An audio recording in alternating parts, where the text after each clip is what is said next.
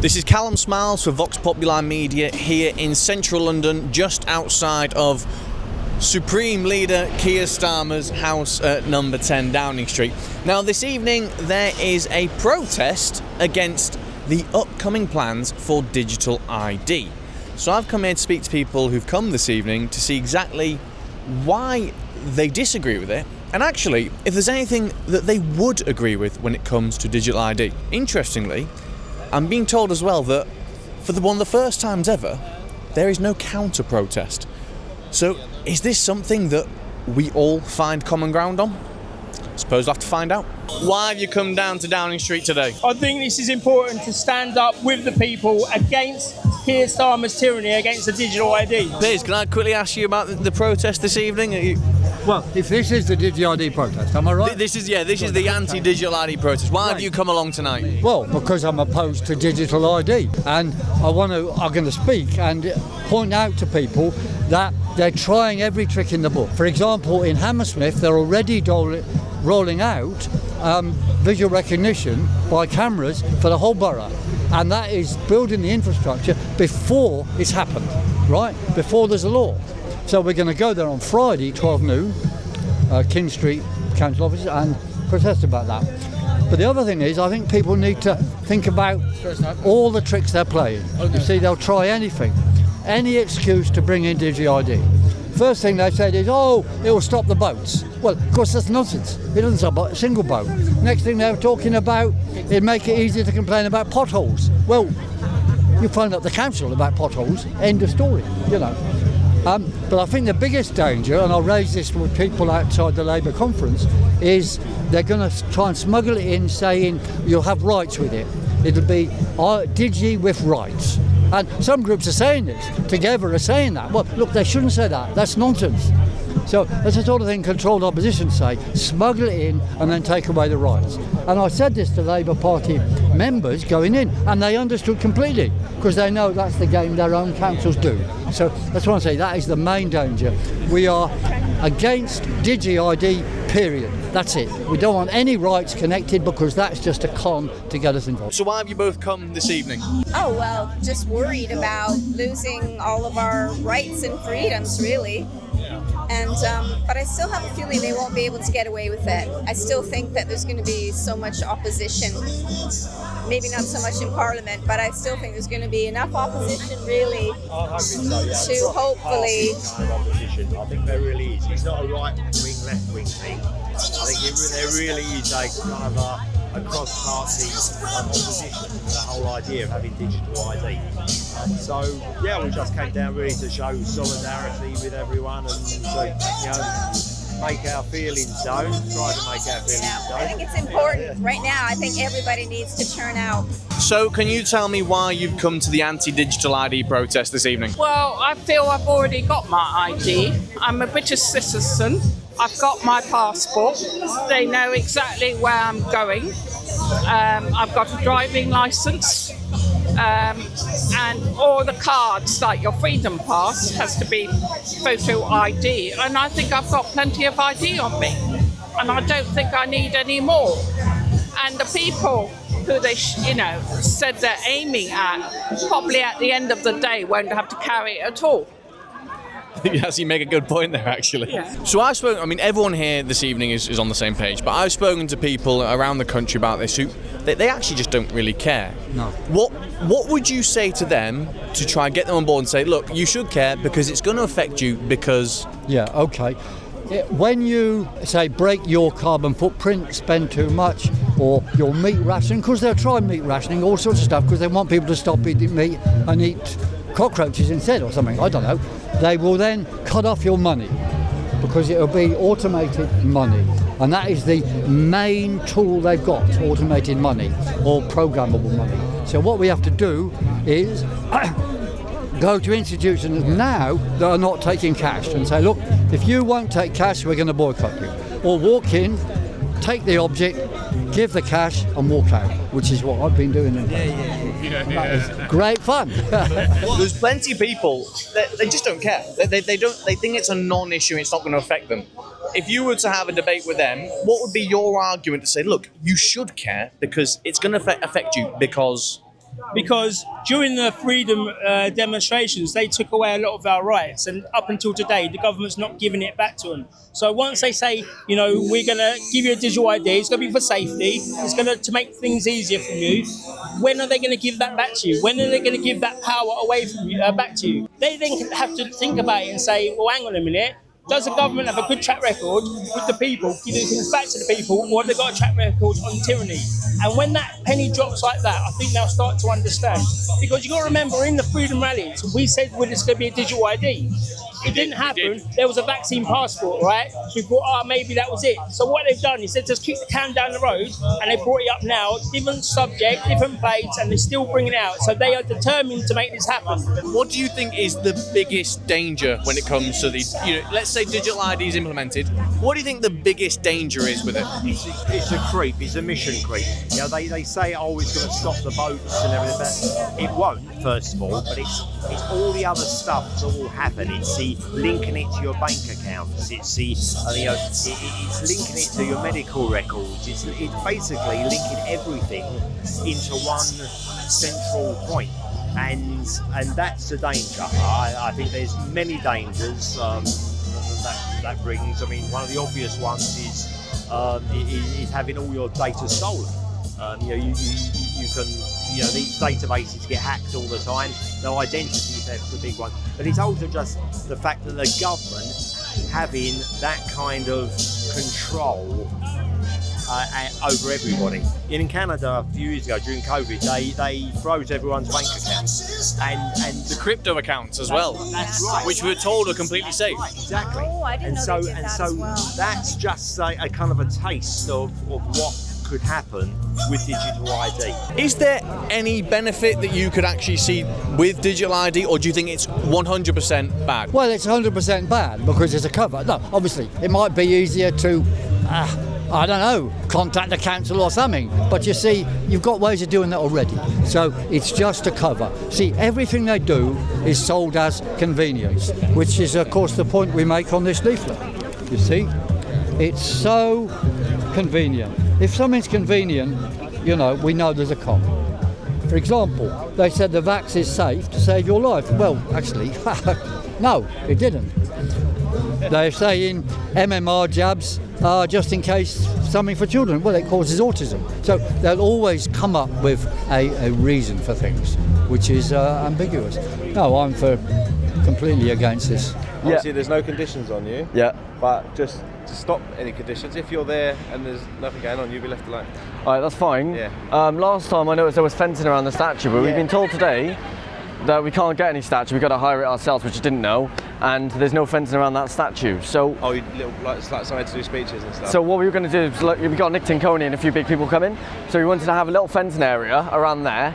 And then we use the steps there as a little stage thing, but we can keep it secure. You bought the fence, or are you looking for us to get? Well, we asked for some fencing, but I got a message this morning saying that you guys don't provide fencing anymore. It's down to us. Is that correct still? Or? It depends on the event. So right. I think it's number of people and stuff like that, or sometimes they're left over here from whatever. Like you think Saturdays, there's always going to be fencing up here. Do you guys have a? I'll find out about that. Whether that will be for the boss to decide whether they bring some fencing down. But you haven't got any as far as you're aware. No, because I was hoping you guys would, and then I was told this morning. I was surprised there weren't some here to be honest, because normally there are. But that's what I was thinking. I'll find out about that. We're trying to keep this peaceful, so any issues that you see, come to us. Yeah. Well, we're here all day as well. Yeah? All right, cool. No worries. All right, cheers, guys. Anything else you could? No, we're all good now. We'll see you at 6. Thanks. So, as you saw then, I was just liaising with police. We have been put into an issue. I remember years ago, this is back during the beginning of the lockdown days, we wouldn't have to talk to police.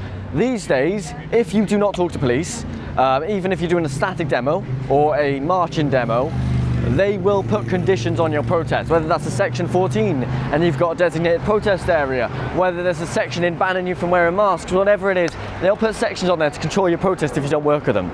This is the country we live in now. You have no right to protest, you have no right to free speech. You are controlled by the tyrannical oligarchs that control the state. That is the country we live in now. This is North Korea. And today we are going to be protesting. Now, the entire country, or a lot of the country, is going to be looking at today's protest. And I don't mean just ordinary people, I mean the state. The state is going to be watching today's protest. If it kicks off, if people turn up with masks, if there's a ton of antisocial behaviour, they will be using it to further clamp down on your rights. That doesn't make it okay for them to do that, but that's what they're going to do. So we are calling for peace today, and unfortunately we're in a position where we kind of have to work with police, right? We have to work with the state. The state control these demos now, but yeah, we're going to pop up to the pub, get our stuff in there, and then, yeah, I'm going to see all the lads later, so enjoy the demo, man. I have been organising demonstrations for years, for absolutely years. And what I've noticed is, so recently, we've been organising demonstrations against the Brook Migrant Hotel in Norwich. And in Norwich, what they've done is, they arrested me and Luke Sharman on the morning of the biggest protest that Norwich had ever seen. Over 1,500 people turned up. And what they did is they arrested me and they arrested Luke. They banned us from going near any migrant hotels. A couple of weeks later, they arrest the other organiser, they arrest Glenn Taffer. After that, they arrest Cameron and countless other people who became organisers because they kept nicking them. But the thing is, they don't even need to charge people when they arrest them. What they do is inciting racial hatred. And without charging them, they release them without charge under suspicion of committing the act. So let me get this straight. In a so-called free society, we are being arrested, released without charge, and banned from organising or attending any demonstrations. Is this what freedom looks like? Well, it is it's not. And so we are going to continue to fight this. Today was the start. I'm shocked there are 200 people here on a Monday evening standing with us against digital IDs. A lot of you may be disheartened with the numbers, but I'll tell you what, this is only the beginning.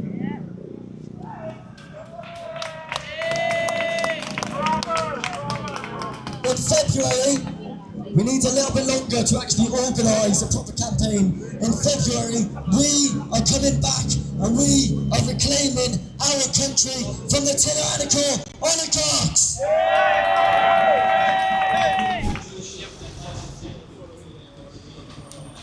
Excuse me, can I ask what you're on about with the protest over Everything that I said. So I couldn't hear, I was on that side of the road. Yeah, you're representing them, so... I'm not at work, I'm a media news channel. Yeah, not right now. I've had my say, and you'll probably see me in the future. What is your opinion on digital IDs? Work in progress. Do you think it's a good thing? Yeah, but only because things from the past should have been done differently, because we need more employment. We need to move away from automation and make sure that we keep jobs and employment. But like I said, I'm doing a long walk to reverse my diabetes. Good on you. I didn't know that I didn't know that they were here. Mm-hmm. And I need to go meet some friends in North London. Can I quickly ask you, do you see if there's any bad side to digital IDs? Do you think there is a concern with digital IDs when it comes to government authority and that they could misuse it? As long as it's done transparency, then that's fine. And if it needs to go to a vote, then let it go to a vote. Do you think Keir Starmer would be transparent with it? Yes, I do. Okay, fair enough. That's my belief. But to say, if that's the pressure that you wish for, then let that be listened to. And yeah, transparency is key. Please let me, I'm going to be late. Yeah, no worries. Have a good evening. Look after yourself. Can you tell me why you've come this evening to oppose it, or do you oppose digital ID? 100% oppose digital ID. Be surrendering all our data to the government is effectively surrendering all our freedoms, and it is the end of democracy without a shadow of a doubt. And makes a mockery of the sacrifice of those who died in the world wars and other conflicts, who died to preserve those freedoms, which we would be giving up with a little whimper. That is, and we've got to preserve those freedoms for future generations, as they tried to do. Do you think that there is any upside to digital ID? Do you think there's any positives that can come from this, or that it could have some beneficial use to society? Not a single benefit, not one. They're saying it's in order to be able to document the migrants, but we've got so much ID anyway, and I'm sure once they're in the hotels they're documented. I think that is just a ploy to bring it in because they've planned this for a long time. You only have to look at UN Agenda 2030 and the WEF Great Reset, and it's not conspiracy. And on the government website, they say we support UN Agenda 2030. It's on the government website, people. And they are absolutely determined to bring in digital ID. And they've been trying stealthily all which ways with the cameras. We are the most surveyed country in the world, after capital in the world after China. And this digital ID is a Chinese social credit system without a doubt, because every single piece of your information will be on it. And who the hell is this government? We're not a papers, please society. Who is this government to start saying we need it? We don't need it to document the migrants. They can stop the boats if they had a mind to. They can document the migrants that are here if they had a mind to. But they clearly don't have a mind to. I think they want civil unrest. Their game is always divide and conquer, divide and conquer. And on this, all the freedom groups that I know, all the people who care about freedom in the country are going to unite. And we've already 3 million have signed a petition. That's quite a lot for a petition. Do you think, though, a friend of mine actually made the point the other day that the interesting about this petition is those who are against it have kind of, in a way, given up their ID by signing the petition. It's almost like they've given it, oh yeah, we now know everyone who's against this because they've signed this petition. Well, I've been doing this for a long time, and at this point, you just have to stand up and not be. If you're afraid, you have to do it anyway. You have to stand up and be counted against this, because if your medical records on there, if your travel records, if your social media tweets, if what you eat, who your friends are, where you go, who you know, and then and your carbon footprint, they connect it all together, and they can then, and your bank details, they can then, if they don't, they'll have total control. If they don't like what you're saying, where you're going, who you're meeting, they can stop. Digital can be switched off. Why should we give any government that power? This, I promise you, is the start of a cultural and political revolution. We are going to successfully take our country back, one step at a time. Now it's going to work a little bit differently on the next demonstration. An outreach march. We are going to walk through the streets of London, and we are going to hand out flyers. And then we're going to get to a stage where we will amplify the voices of the silenced. After that, we are going to travel around the country, and we are going to take our country back one constituency at a time, one area at a time. It's going to be a long and it's going to be a hard battle, but it's a battle that every single one of us needs to take part in.